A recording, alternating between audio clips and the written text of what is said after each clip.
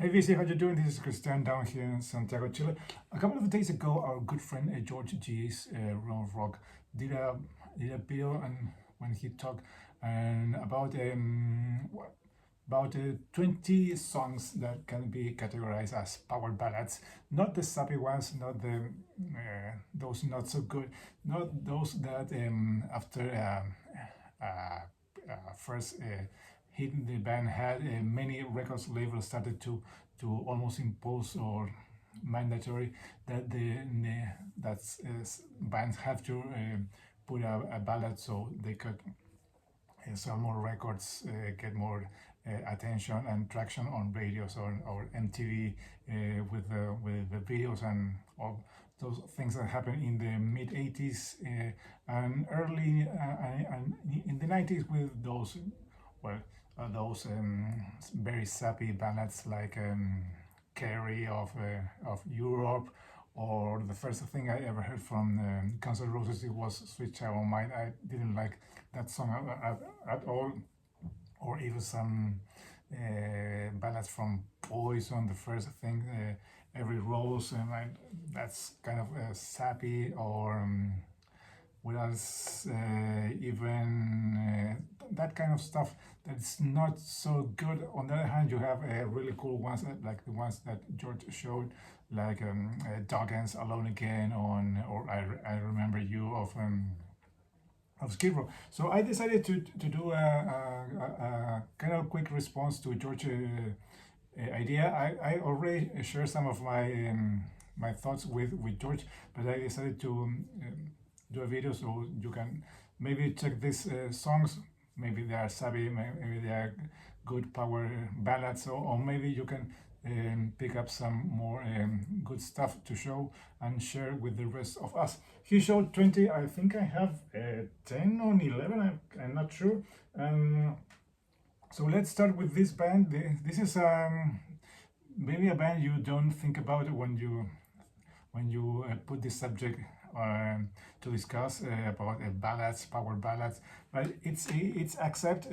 This is Restless and Wild. Here you have two kind of mid-tempo songs. One is more in that type of ballad song, and it's track number 5. It's Neon Nights.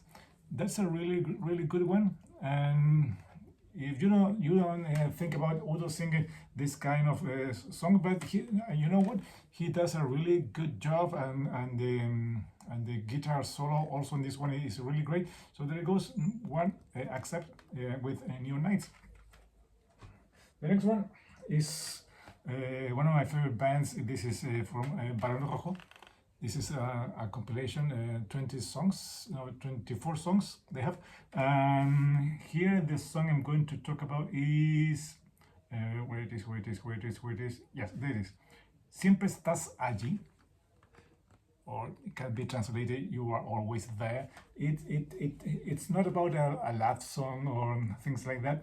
It's more related with when you are young and you are wanting to have a dream of being a musician, or you're inspired by those musicians, and you have the posters on the wall, and when you fall asleep, those eyes of your heroes are staring at you. That's the main part of the song, and it's a really touchy song because it appeals to that kind of emotion in the song. It's not about a broken heart or about love, but it's more about the relationship you have with your heroes that are on the wall in the form of a cool poster of the band, and you are always looking at them. So there it goes. Siempre estás allí from Barón Rojo. That song you can find it on the Metamorphosis album if you want to check out the complete album. That's really good. So there goes Barón Rojo. Third is from these guys, Buck Cherry. This is their debut, self-titled, yes, and the song is where is Check Your Head. That's a really good song because it talks about how how dreams can be, about how life can be a little bit tough. There's a line that says, "I bet you're still bitching about your paycheck."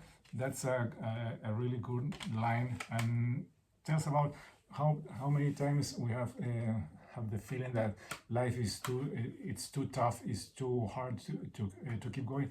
But when you look around and you see there are other people that are having more struggles in their life, you have to keep on trying and get over it. So there it goes, Buck Cherry and Check Your Head. Number 4 is one of my favorite bands. I bought this one many years ago, and it's the second album done by this band on the Warner Bros. Record label, and it's Risking It All from DAD. Sorry about the glare. And the song is, where it is, yes, there it is. It's the last one, is Laugh and a Half. That's a really mellow song, a really touchy song. That the main line says, at the end of the smile there's a laugh and a half. It's about growing up, trying to meet your parents' expectations, and sometimes you don't meet your parents' expectation because you are and not what your parents want from you. Maybe things have a twist in life, things change. But that's a really good song. It's the last track on this album, is Laugh and a Half. Try to check it out. It's from DAD, and the album is Risking It All. Okay, let's go to the big blockbuster of this band. It's not as sappy as the other big ballad in this album. This is the one I like because it's not too mellow, it's not too cheesy. It's Hysteria from this album. It's not a slow ballad. It's very simple. It's very well constructed, and also the video is, you can relate to that song after watching the video. I think it's a better one than the other one. Where it is. The other one is Love Bites. That's one that I really don't like at all. I prefer Hysteria from the album Hysteria and Def Leppard. Okay, let's go. This one I was one I commented to George in the video, because it's a very different song for this guy when he was doing his solo career. I don't have that album with me. This is a live recording he did in Brazil.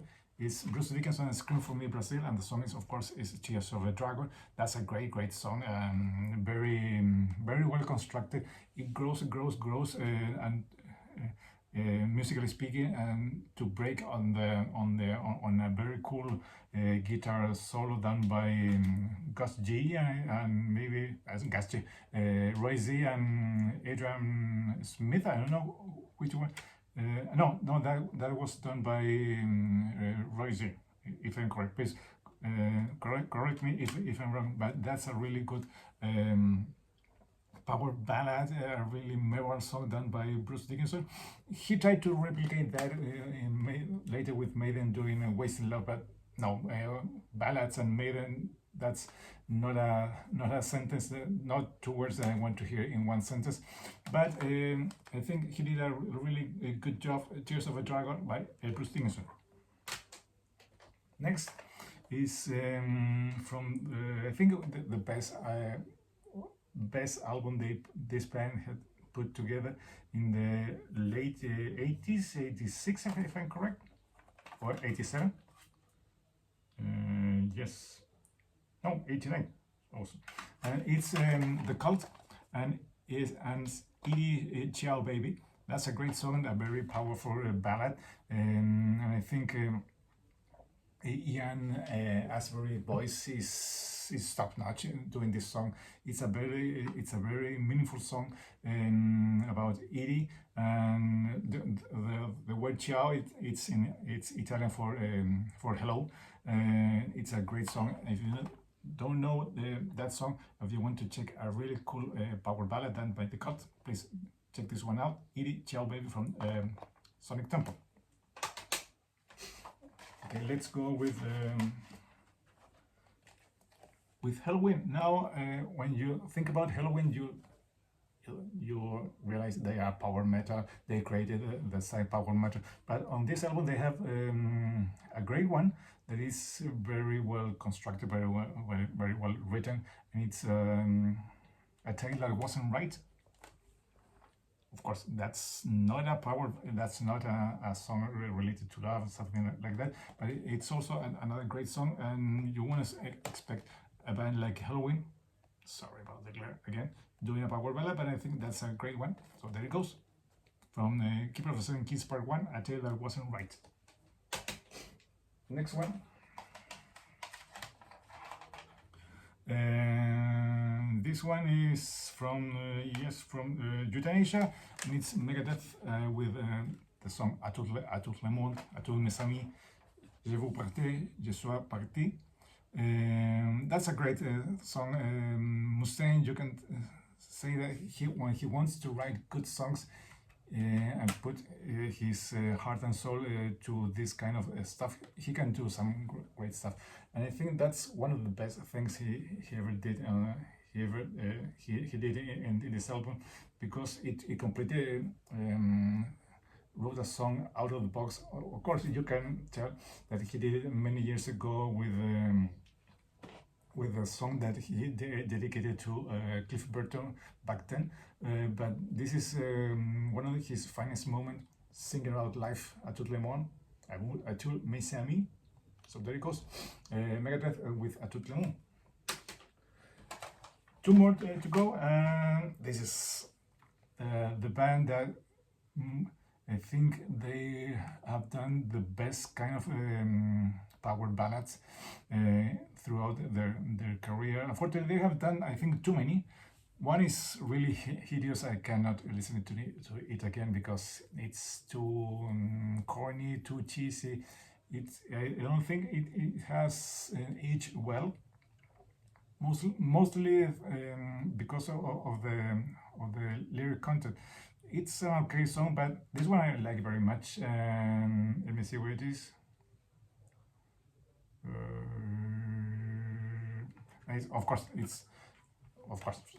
It's the Scorpions, and it's Love at First Thing, and the song is Still Loving You.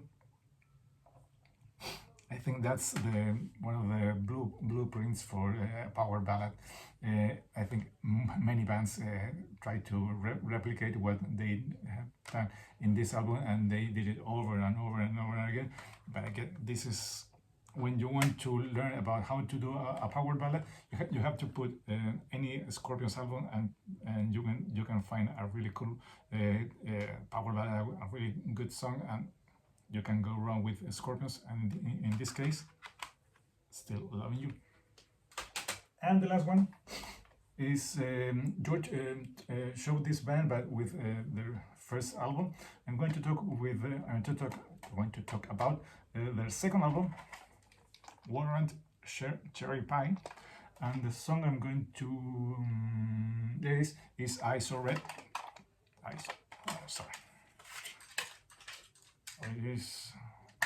This one is everything is translated, so here it says Yo vi rojo.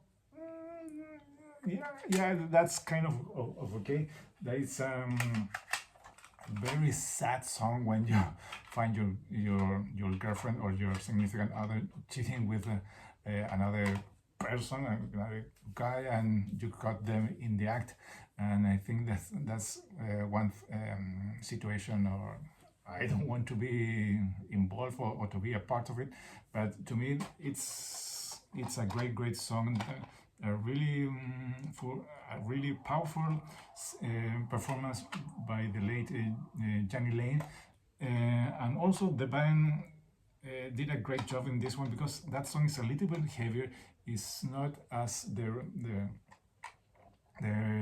power ballad they had on the previous album, that it was Heaven. It's kind of the standard, or what you expect about that kind of song. But I think here they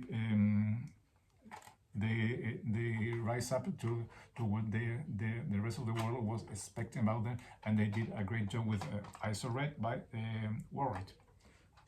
So that's it. Those are at the end, those were 11 songs. Yes, 11 songs by 11 different bands. Hope you like my response to George video. This is not a threat. This is not a challenge.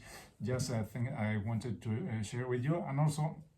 A big shout out to our good friend George G. Room of Rock. Of course, I'm going to leave the link below so you can watch his original video and maybe do another response to this idea. So, without further ado, this is Christian down here in Santiago, Chile, saying goodbye till next time. Bye bye.